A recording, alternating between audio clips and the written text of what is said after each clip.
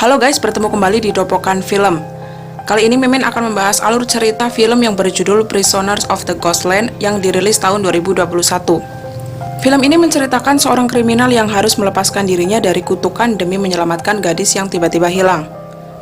Berlatar di sebuah kota samurai Jepang, seorang perampok bank yang sedang dipenjara. Lalu tiba-tiba seorang anak dari The Governor bernama Bernice diculik. The Governor akhirnya menawarkan kebebasan kepada si perampok bank apabila ia mampu menyelamatkan Bernice. Si perampok pun menyetujui tawaran The Governor dan langsung pergi untuk menyelesaikan misinya. Berbekal kostum yang akan hancur di hari ketiga, akhirnya si perampok memulai misinya untuk menemukan Bernice. Lalu apakah si perampok mampu menyelesaikan misinya? Oke, tidak usah lama-lama lagi, mari kita langsung saja bahas alur ceritanya.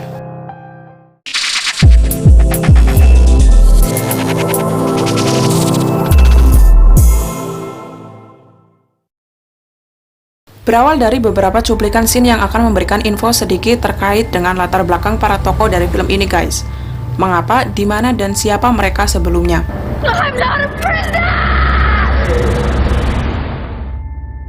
Setelah itu kita diajak ke sebuah desa di mana ada beberapa gerombolan samurai, cowboy, dan wanita penghibur serta hero pun sudah tertahan di sana.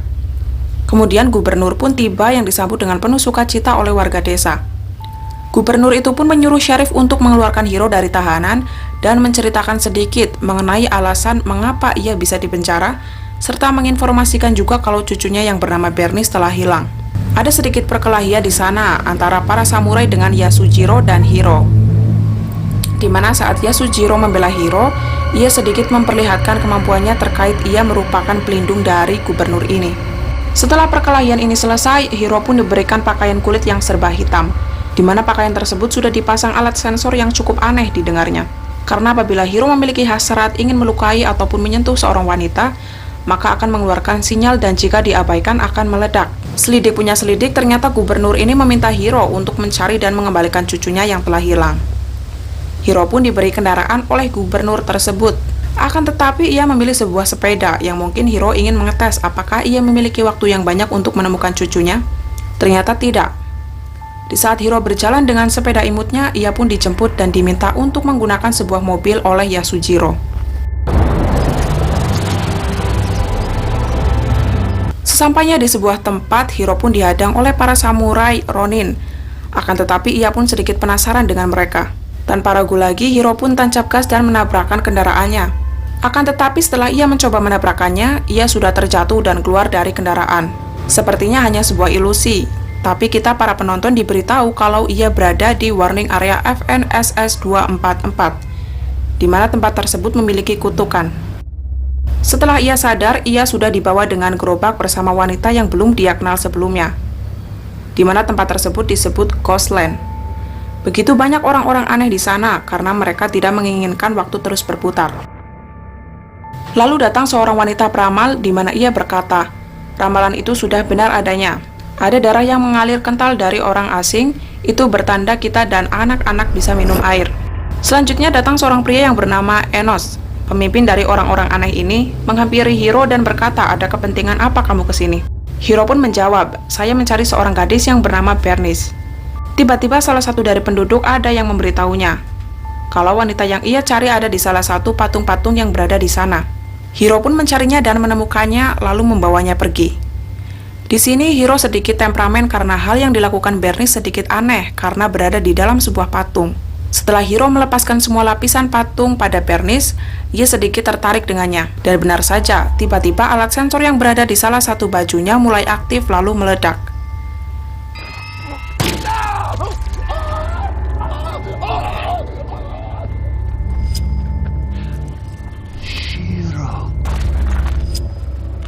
Di saat Hiro pingsan karena kesakitan, kita diajak untuk dapat mengetahui kasus apa yang sebenarnya diperbuat oleh Hiro dan rekannya tersebut. Ternyata Hiro tidak membunuh dari salah satu korban yang berada di dalam bank tersebut, melainkan ia ingin menyelamatkannya.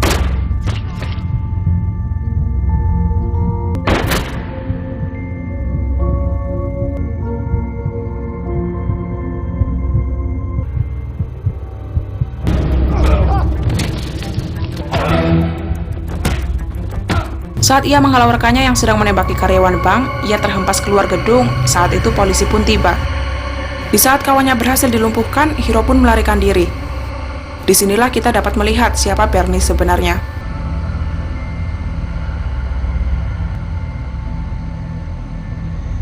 Di saat Hiro sudah sadar kembali, ia baru menyadari kalau Bernice itu gadis kecil yang ia lihat saat ia melarikan diri.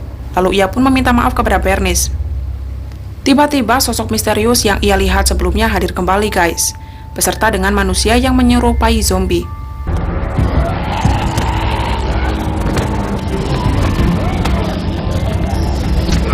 Di saat Hiro ingin menyelamatkan Bernice, sensor bajunya aktif kembali lalu meledak dan melukai tangannya. Ia pun kembali tidak sadarkan diri. Di saat itulah ia mendapatkan petunjuk kembali, di mana ia mendengarkan sebuah kisah mengenai apa yang sebenarnya terjadi di wilayah Ghostland tersebut.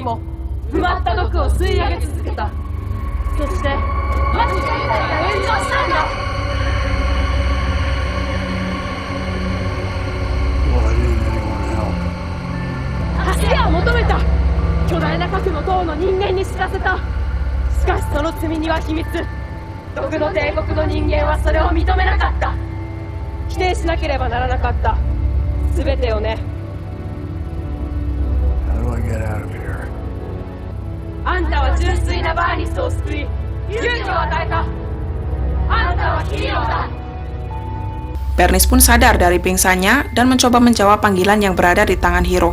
Saat berniat kesulitan untuk menjawab, sensor baju Hiro kembali aktif, tapi akhirnya ia bisa menjawab panggilan kakeknya tersebut.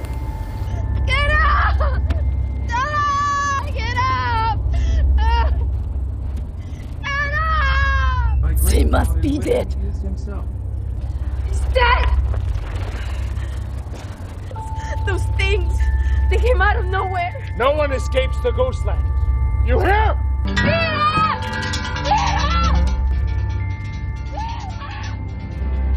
Di saat Bernice mengira kalau Hiro telah tiada, tiba-tiba ia muncul di Ghostland. Hiro pun menyadari kalau ialah yang dapat menyelamatkan wilayah tersebut. Kembali ke desa, di mana banyak para wanita penghiburnya. Di sini Yasujiro diajak berduel oleh para samurai lainnya.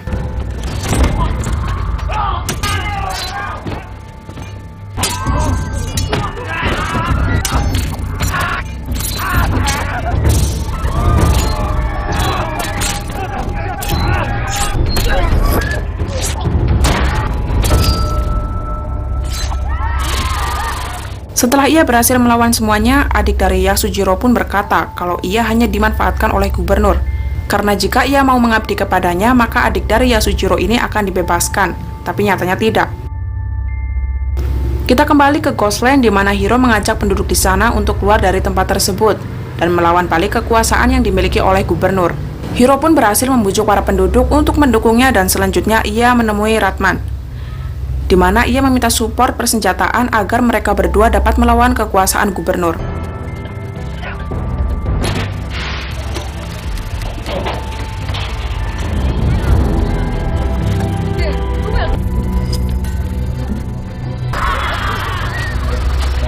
Di saat mereka sudah siap akan menuju ke tempat di mana gubernur berada, tiba-tiba hantu yang selama ini menghantuinya hadir dan memberitahu kalau semua sumber dari masalah ini ialah gubernur. Hiro pun mendapat dukungan penuh dari hantu tersebut, dan ternyata hantu itu ialah kawannya sendiri, Saiko namanya. Ia merupakan salah satu korban dari ledakan yang terjadi di Ghostland saat di penjara.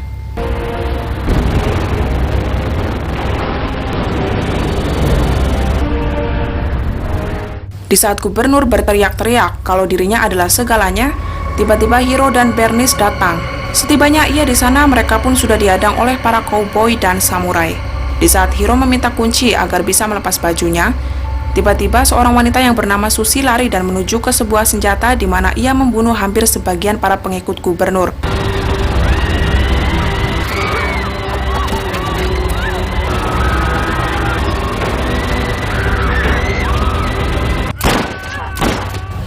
Bernice pun terluka akibat tembakan.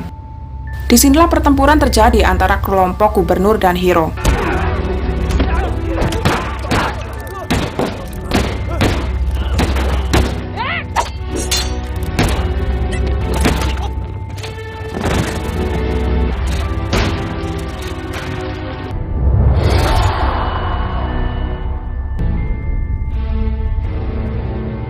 Tapi di saat ia berusaha untuk menyelamatkan Susie, ia dicegat oleh beberapa samurai. Akan tetapi Yasujiro pun muncul dan menyelamatkannya. Setelah Bernice menaruh Susie di tempat yang aman, ia pun ikut bertarung melawan para samurai.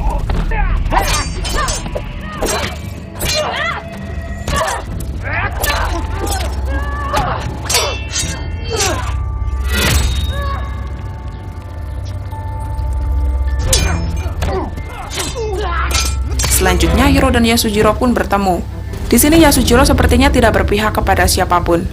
Ia sepertinya hanya mengincar Hiro, tapi akhirnya Hiro pun berhasil mengalahkan Yasujiro.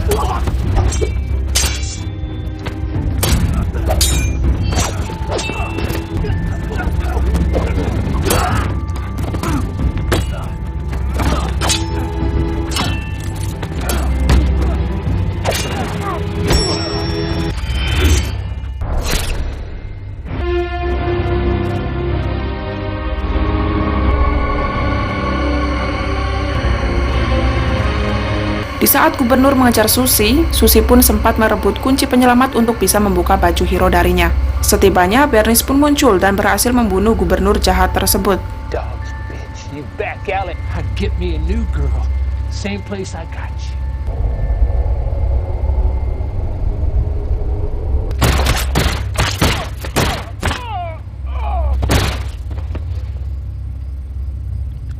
Selanjutnya, Hiro pun berhasil lepas dari jebakan baju yang dipenuhi bahan peledak, serta info kalau gubernur telah berhasil dikalahkan sudah tersebar sampai di Ghostland, guys.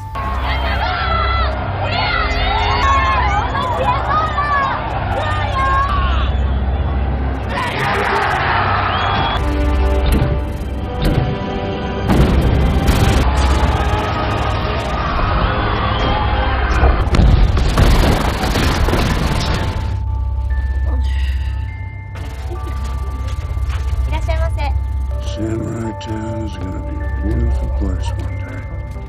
Dan film pun tamat. Oke guys, sampai di sini dulu video kita kali ini. Silahkan like dan subscribe jika kalian suka video ini. Dan sampai jumpa lagi di video berikutnya. Bye!